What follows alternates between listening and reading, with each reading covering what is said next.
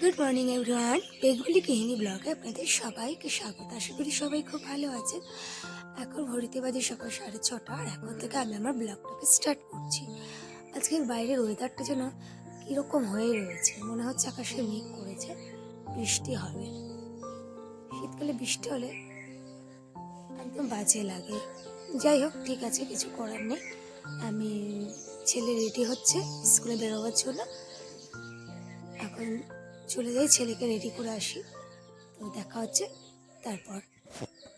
যে ছেলে মাত্র স্কুলে বেরিয়ে গেল, আর আজকে আমি আপনাদের সঙ্গে একটা নতুন একটা চিকেন রেসিপি শেয়ার করব। অনেকদিন ধরে ইচ্ছা ছিল শেয়ার করার, বাট করা হয়ে ওঠেনি, তাই আজকে ভাবছি একটু রান্নাটা করব। আর এই যে আমি এখানে এই দুটো লাউ গাছ লাগিয়েছি, গাছ দুটো ভালোই হয়েছে, দেখা যাক কি হয়।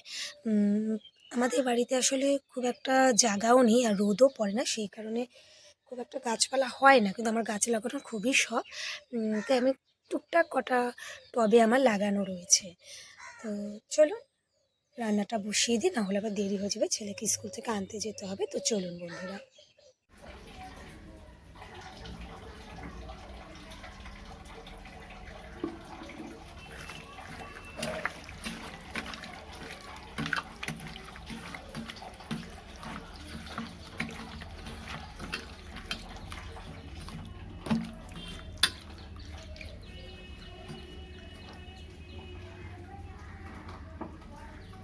এই যে আমার ছোলা দিয়ে চিকেন হবে, তার ইনগ্রিডিয়েন্টস সব রেডি হয়ে গেছে।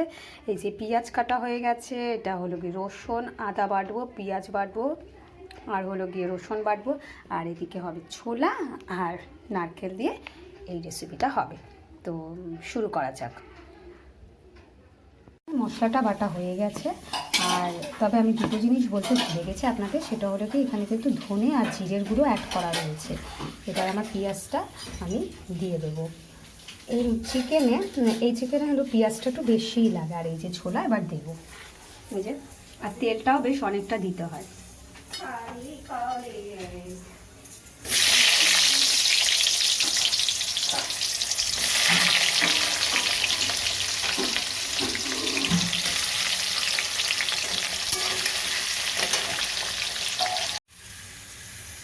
যে পেঁয়াজ ভাজা হয়ে গেছে, আর একে একে সব দিয়ে দিয়েছি, চিকেন, ছোলা, এই যে মশলাটা।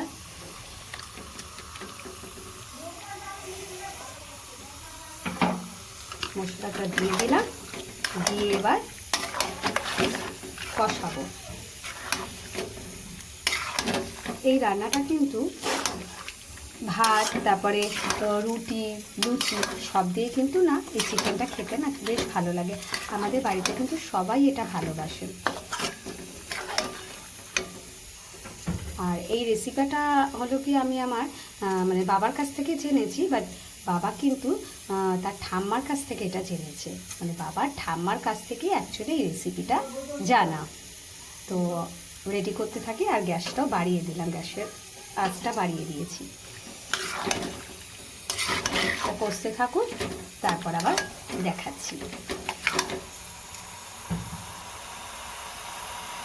আমার কষানো হয়ে গেছে, আর তেল ছেড়ে দিয়েছে যে, আর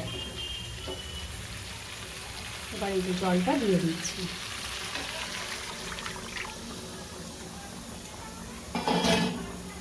আর আমরা একটু ঝাল বেশিই খাই, তাই একটুখানি ঝাল দিয়েছি। তাই হতে বেশিক্ষণ টাইম লাগে না, কিন্তু সমস্ত মানে রেডি করতে অনেকটা টাইম লেগে যায়, তবে এবার আর হতে টাইম বেশি লাগবে না। হয়ে গেছে, আর নামানোর আগে একটু ঘি গরম মশলা দিয়ে নামিয়ে দেবো, ব্যাস। আর একদম শুকনো শুকনো হবে এটা। তো হতে থাকুক এটা। আর এই যে আমার চিকেনটা হয়ে গেছে, লাস্টে নামানোর সময় হলো একটু ঘি আর গরম মশলা দেওয়া হয়েছে। এই যে কমপ্লিট আমার এটাই হলো আজকে আমাদের লাঞ্চ। এই যে ঘরের অবস্থা এরকম হয়ে রয়েছে, এখন ঘড়িতে বাজে 9:30, আর এখন ঝপাঝপ আমাকে কাজ সারতে লাগবে। কি অবস্থা এরকম হয়ে থাকার, শীতকালে এত জিনিসপত্র, একদমই। এই যে কুট্টুসকে এখনো বেরই করিনি, এখন করবো এইগুলো, তো চটপট করে কাজগুলো সেরে নিই। আমার এই বিছনার সমস্ত গুছানো কমপ্লিট হয়ে গেছে। আর কুট্টুস কিন্তু রোজই না এখান দিয়ে রোদ পড়ে তো, তাই এই কোলবালিশের ওপর উঠে প্রতিদিনই ও বসে থাকে আর এই রোদটা পোয়াতে থাকে ওর। শীতে তো একটু ঠান্ডা ঠান্ডা লাগে, ওদেরও ঠান্ডা লাগে, তাই ও কিন্তু রোজ এখানটায় উঠে বসে থাকবে খানিকক্ষণ। ঠিক আছে, ওর মতন বসে থাকো, আমি এবার নেক্সট কাজগুলো করে নিই। আজকে কিন্তু সত্যি দেখে মনে হচ্ছে যে গরম পড়েছে কুট্টুসকে দেখে, কারণ কুট্টুসের বেড এগুলো সব ছেড়ে ও কিন্তু আজকে এই ফ্লোরে বসে আছে। মনে হচ্ছে ওর একটু গরম লাগছে, তার মানে একটু গরম হলেও পড়েছে, তাতে বোঝা যাচ্ছে। এই যে আমার পাশের এক বাড়িতে আমার এক বোনের আর কি গৃহপ্রবেশের নিমন্ত্রণ আছে, আর সেখানেই যাব, তার জন্য একটু ঝটপট করে রেডি হয়ে নিই। গুড ইভিনিং ফ্রেন্ডস, এখন বাজে 6:30, আর অনুষ্ঠান বাড়ি থেকে এসে খানিকক্ষণ একটু শুয়ে পড়েছিলাম। আর ছেলেকে ওর ম্যাম পড়াতে এসেছিলো, পড়েই চলে যাওয়ার পর ও একটুখানি খানিকক্ষণ শুয়ে নিয়েছিল। আর এখন উঠে পড়েছে, একটু খাওয়া দাওয়া করে এই যে পড়া করতে বসেছে, তাই ওকে একটুখানি খানিকক্ষণ পড়িয়ে নিই। এখন বাজে ঘড়িতে 9:30, এই ছেলেকে খাওয়াতে বসবো আর আমরাও খাওয়া দাওয়া করবো, তাই ভিডিওটা আর কন্টিনিউ করছি না। যদি আপনাদের ভিডিওটা আজকে ভালো লেগে থাকে তাহলে একটা লাইক করে দিই, কমেন্টসে জানাবেন। সবাই সুস্থ থাকবেন, ভালো থাকবেন, দেখা হচ্ছে নেক্সট ব্লগে।